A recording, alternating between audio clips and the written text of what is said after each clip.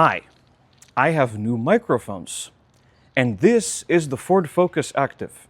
And it sort of reminds me of when country or jazz musicians attempt to get into house music. I don't know if such an example exists, but it's basically a family hatchback that's been on the European market for 27 years, and yet it's been done up to look like the ever so popular crossover SUV.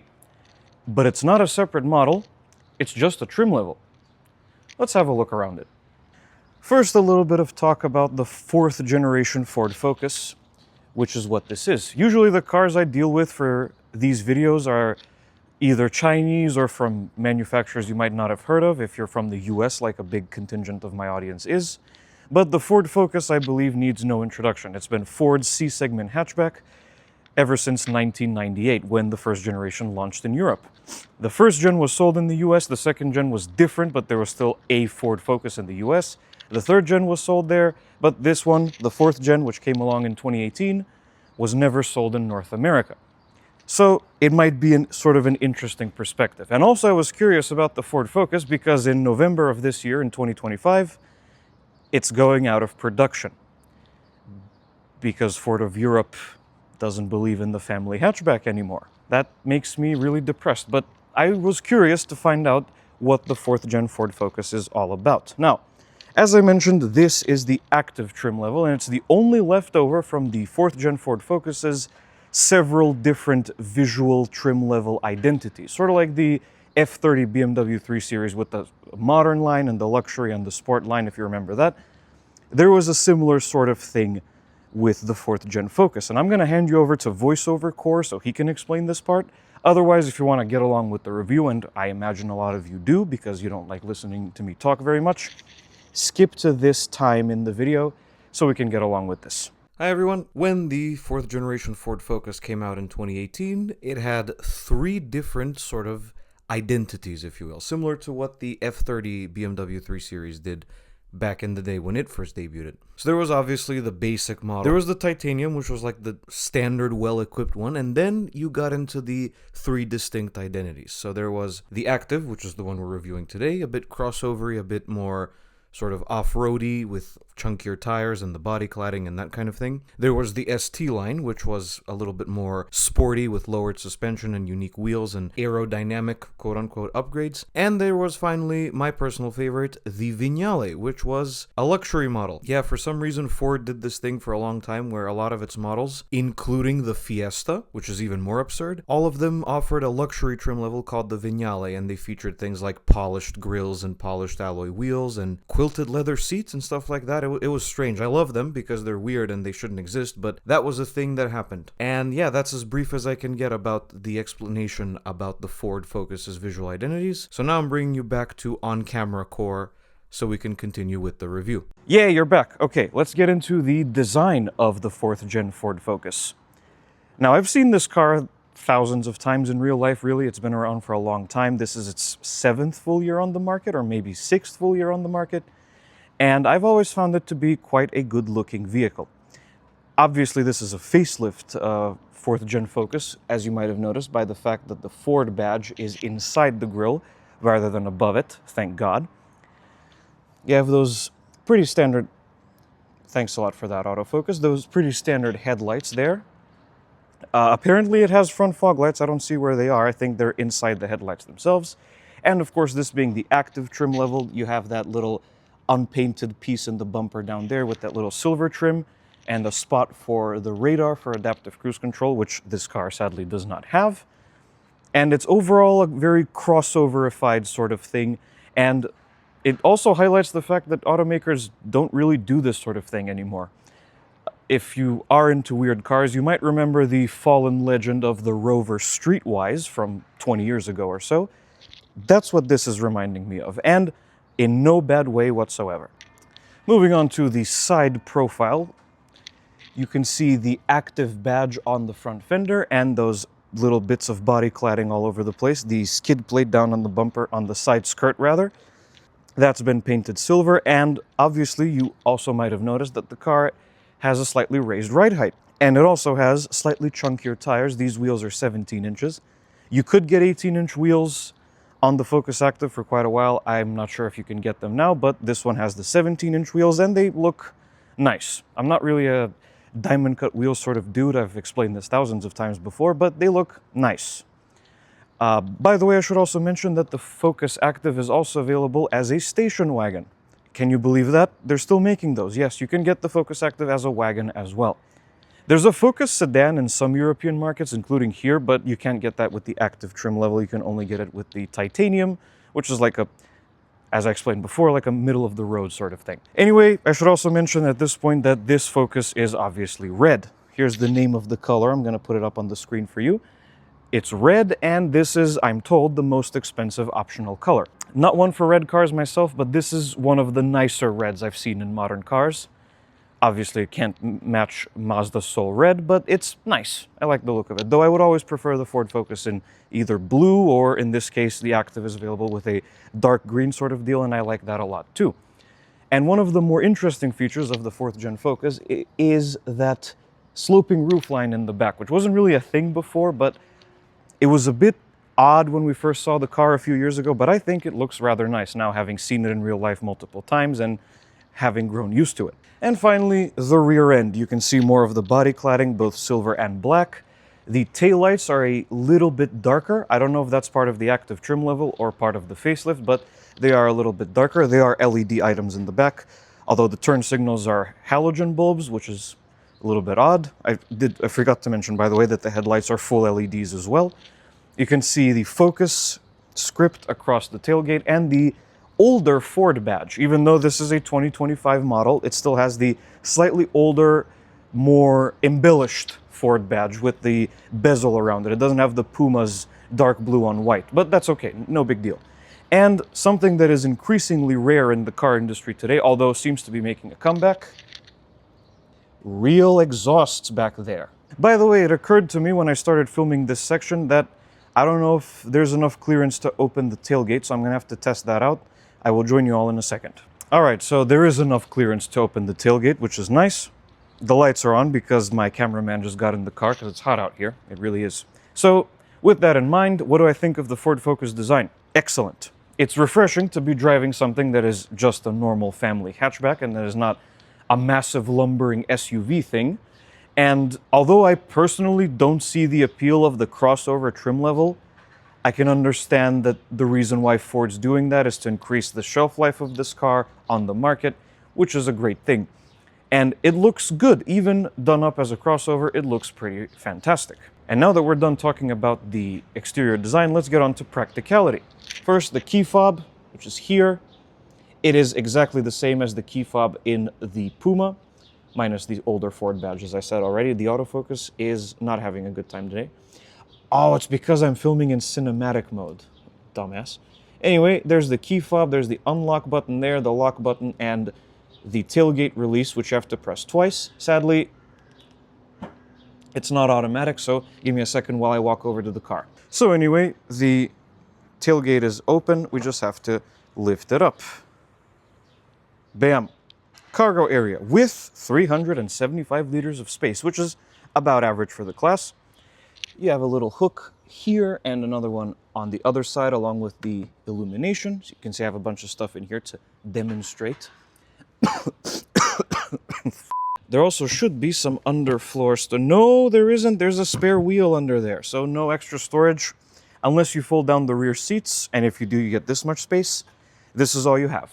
If you want more room, get the wagon, because wagons are cool and we got to save them from dying. Anyway, once you're done, you tug on this handle and you close the tailgate. What about the back seats? Well, before I tell you about the back seats, I have a complaint. This trim around the windows here juts out quite a bit. And if, depending on where you're standing, you might accidentally spear yourself on it. Not good.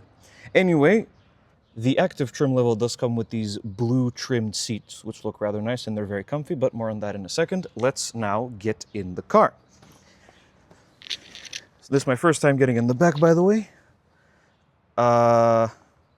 Yeah, this is perfectly fine. This seat is obviously in my driving position. Hello, cameraman. This seat is in my driving position. I am 5'11" and a half, 1.8 meters tall, and a Discord moderator in width.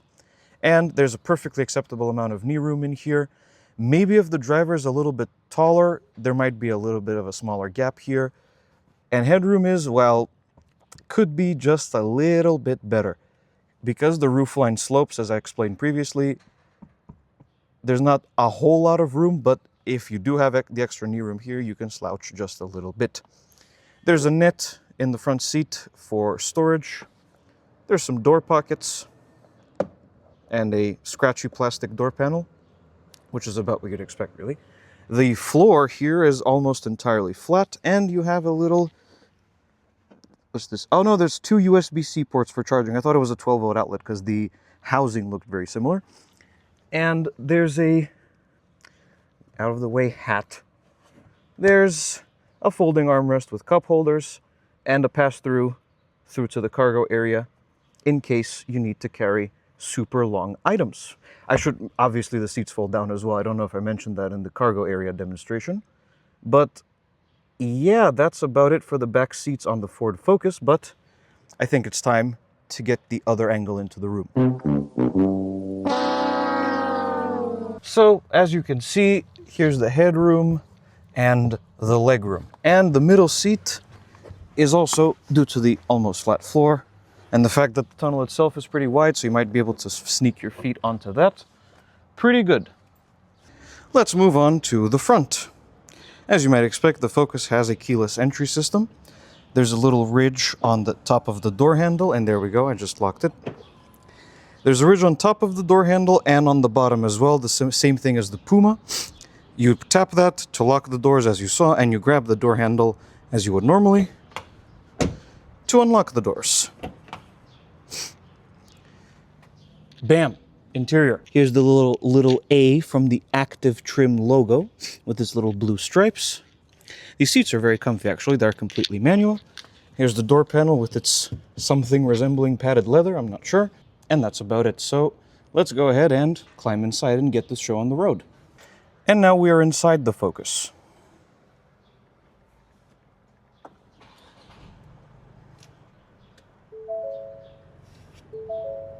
Yay, Ford chime. I can hear the Ford chime fans cheering in excitement.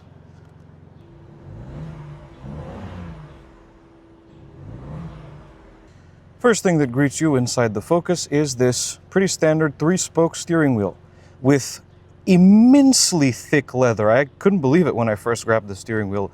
It's super, super thick. Yes. Anyway, very soft leather and very thick leather, as I explained already. This has nothing to do with the trim level, it's just like that.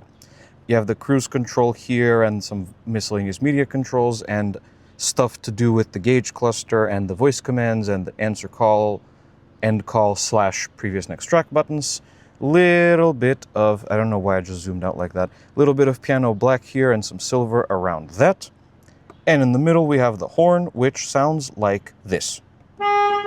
Gets kind of sticky sometimes. This being the more powerful EcoBoost mild hybrid version of the Focus, it comes standard with it's a 7-speed dual clutch automatic transmission controlled through a standard shift lever like this. I bring this up that it's a standard shift lever because the previous Focus models with the automatic, they use that stupid little turn dial thing. But no, this one is a classic automatic shifter, and it comes with, for some reason, low gear selection. I thought we left that in the 90s, but apparently we didn't. It has low gear selection, probably by virtue of being the active trim level.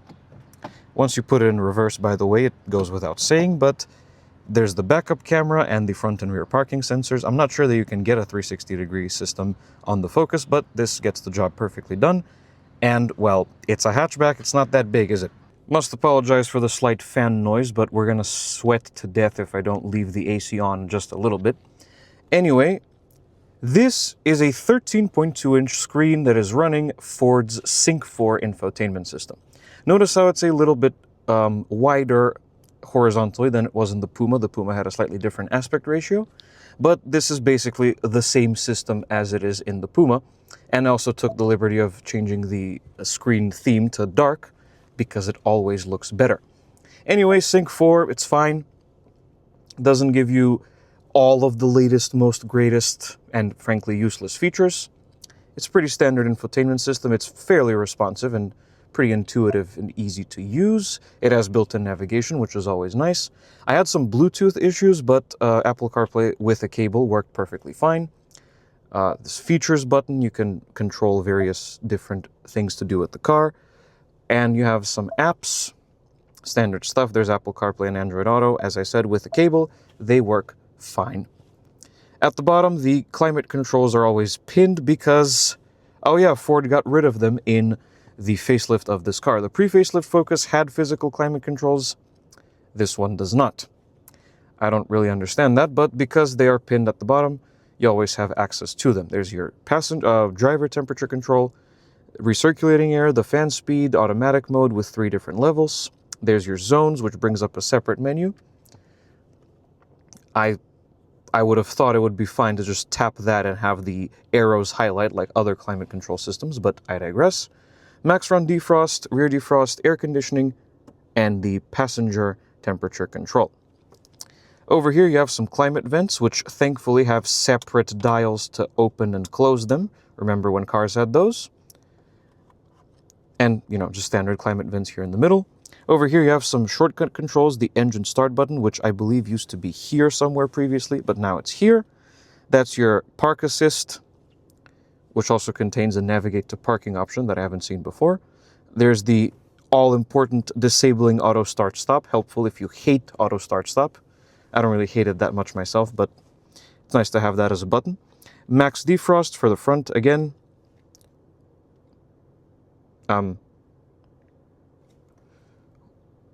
Couldn't have that just been a different climate control shortcut? Because the max defrost is right there. Anyway, that's your drive modes, which again, this being a Sync 4 equipped car, you have to change them through the screen. And your volume/power for the stereo. Fairly simple stuff.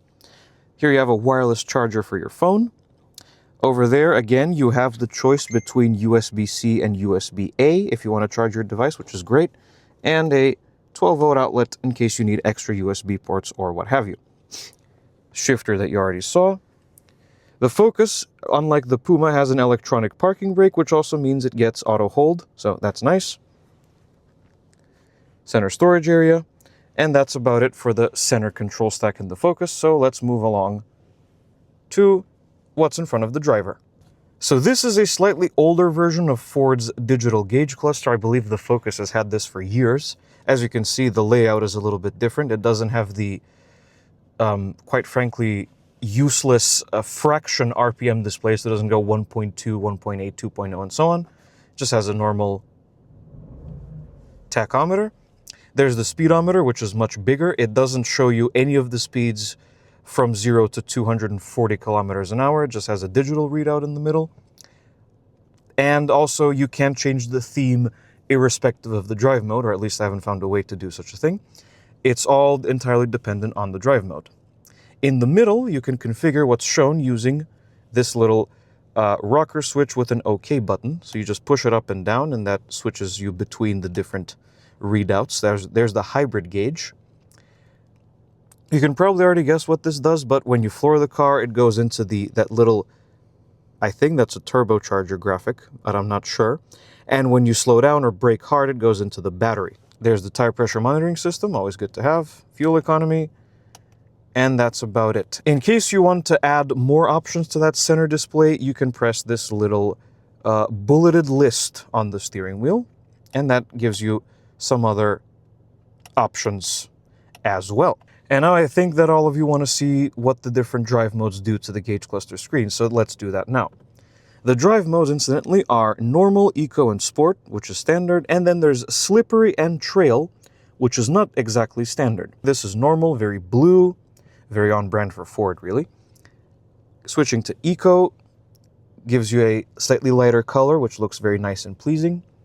Then there's Sport mode, which increases the size of both gauges. And now you have all your RPMs individually displayed again.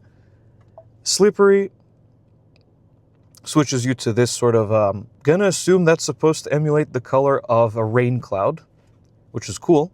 And then you press Trail, and Trail brings you to this sort of, well, off-roady sort of color. And those cute little, I forgot the English term for that. Yes, thank you. So we got those little terrain bits in the background, like hills, like you would look, like you're looking at a big map. I have an way with words every time, very great. Should of course mention briefly the other gauges. That's the coolant temperature on the left, there's the fuel gauge, that's the remaining range. It's not exactly the most accurate thing because it doesn't increase the range when you drive more efficiently, it just holds the number that it had previously. Strange. That's the ambient temperature, that's the gears, which is helpful because the shifter doesn't show you what gear you're in, and the overall odometer. And that's about it for the gauge cluster screen. Here's the turn signal stock, pretty standard. You also have a button at the end to disable lane keep assist. Always great to see a button to disable advanced driver assistance without having to dive into screens. That's obviously the high beams, as you might have guessed. Over here is the headlight switch. Oh, actually, the wiper switch is on here as well. Down here you have the light switch. It's currently on automatic lights. There's headlights, parking lights, and off. I love that little LED indicator that they have there. Very nice feature. Oh my god, I hadn't seen that before. So the headlight leveling switch, when you push it, it pops out on a little spring and allows you to adjust the level of the headlights. And they're marked very clearly across there. That's cool. Attention to detail. Front and rear fog lights and the dashboard dimmer switches. Standard stuff. And very ergonomically and very nicely, the window switches, the locks, and the mirrors are on a raised piece on the door panel, which means they're very easy to reach. You just go like that. And I should, of course, mention that all of the windows are automatic. And finally, we can touch upon the interior quality and storage. So generally, the quality is excellent. There's a whole bunch of soft touch materials here on the top of the dash. And there's some here as well, which is nice. There's this silvery trim, which isn't too glossy, and it's all right. It feels good to the touch. By the way, you might have also noticed basically no piano black plastics anywhere. Thank you. Fantastic. Attention to detail again. Soft touch materials here on the top of the door panel and this little padded section, and of course the armrest itself is padded. And there's a padded area for your knee here. Hear that, Skoda Octavia? This is important stuff. And as for build quality itself, everything feels solid, well put together. I am prepared for all the Ford haters to comment on this video saying this car is a pile of crap because it's a Ford, but honestly, it's all very nicely put together and feels very solid. Then again, this car is built in Germany, so I would expect no less. The only thing is this bezel on around the screen, this piece here, it feels, well, the other day when I touched it, it felt a little bit loose. Not sure what's up with that, but other than that, the Focus's interior quality is excellent. So let's finish off with the storage. Obviously, you got a big door panel, can fit large bottles or other types of drink very easily. There's the wireless charger for your phone that I showed you. There's another smaller storage area right here. Perfect for holding the charging case, if I can get it out, for my action camera. Check it out. Very nice. You also might have seen the ambient lighting there. It's only blue. You can't change the color, which sucks. I don't think it's tied to the drive modes either. Again, unfortunate. There's the cup holder. By the way, yes, this is an interesting feature. Can you please hold this for a second? Thank you. So remember, in the last review on the Opel Grandland, I raved about its adjustable cup holders. Yeah, guess what? The Focus has them too, which means it probably has had them for longer than the Grandland. Anyway, they work in the same sort of way. Great feature. And this lid is the perfect size for a modern iPhone, which means I don't have to put it on the wireless charger while it's plugged into the car. Then there's the center storage area with its adjustable shelf here. There's a bunch of crap on it right now, so I'm not showing it to you fully. But there you go. If you lift that little lid, you have extra storage. Now it won't close. Crap. And the glove box, which is a pretty decent size. And that's the interior of the Ford Focus. Excellent. Love it. Should, of course, mention as well, the visibility all around is pretty good. The rear window is a little bit small, but nothing too crazy. It is pretty good. This is a hatchback after all. Hatchbacks are good at this sort of thing, in case you didn't know. And the overhead lighting controls, which is shockingly simple and, well, underwhelming, really. You can turn them off using that. Oh, sorry, the other way.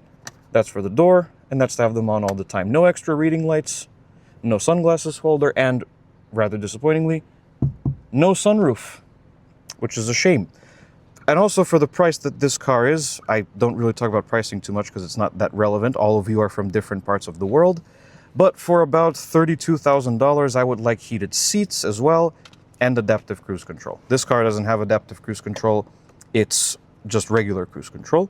But a couple of extra features would be nice. On the other hand, because it's not full of the latest and greatest and frankly annoying technology, it's refreshingly simple and not so hard on the nerves. So good job there, Ford, for giving us something refreshingly simple.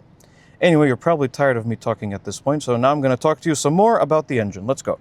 So the Ford Focus lineup in Macedonia has been simplified dramatically. I don't know if it's like this in the rest of the world, but now we have just two versions of Ford's award-winning 1-liter EcoBoost 3-cylinder with mild hybrid technology. The base version has 125 horsepower and it's paired with a 6-speed manual transmission. And then you have this one, which has 155 horsepower and it's paired with a 7-speed dual-clutch automatic. And that's it. The Focus used to offer a bunch of other engines like a 2-liter diesel and a 1.5-liter diesel and a 1.5 version of the EcoBoost 3, but now it's just the 1-liter. It also puts out 190 newton meters of torque. 0 to 100 kph takes about 8.7 seconds, and the top speed is 210 kilometers an hour, or 131 miles an hour. The Focus is front-wheel drive. You can't get it with all-wheel drive at all, despite the fact that this is a crossover off-roady trim level. It is exclusively front-wheel drive. And I have driven this engine before, and now I'm driving it again, and I can sort of see why it's such an award-winning engine. Let's get on to the driving section of the video and find out why that is, huh? So, what is the Ford Focus like to drive? The answer is, it's very good. Let's have a look individually. So, town driving, there's really not a whole lot to say. This is a hatchback. Hatchbacks are good at town driving, and this one certainly is too. The engine is very quiet and very refined. This is a more rudimentary version of a mild hybrid system. It can't drive itself on the electric motor. It can only shut off at like speeds of 12-ish kilometers an hour, or about 7 miles an hour. The engine cuts off and you can coast to a stop without the engine running, which saves you a little bit of extra fuel. By the way, fuel economy figures on the screen right now. That was a finger snap. You might have heard that. You can't see me on camera, so it's not the same effect, but whatever. Town driving in the Focus, very good. The automatic transmission also makes things a lot easier because you don't have to shift gears all that much. The driving position is excellent. It feels nice to not be sitting 10 feet or tens of meters above everybody else. You're just in a normal car, and the visibility is very good. Again, as I said before, something that hatchbacks are usually good at. One thing I did notice is that the steering is a little bit too heavy. It's nice, it feels good, it means there's lots of feedback when it's important, we'll get to that, but in town it's just a tiny little bit too heavy for my liking. Also very easy to park because not very big, and because backup camera and front and rear parking sensors come as standard on the active trim level. Moving on to the highway, not a lot to say here. The Focus does excellent on the highway. It has quite a lot of power, so you shouldn't have any trouble achieving and maintaining highway speeds. The only slight reservation I have with the highway driving is that the mirrors...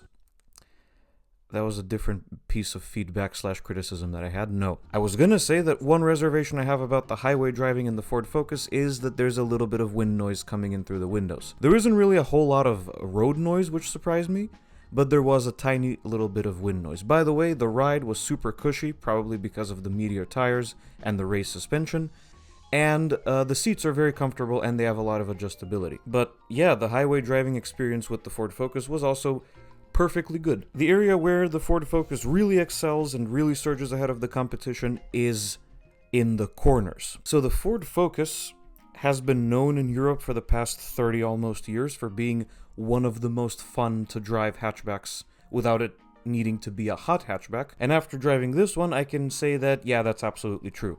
The Ford Focus is a lot of fun to drive. It corners basically flat because the steering is also heavier.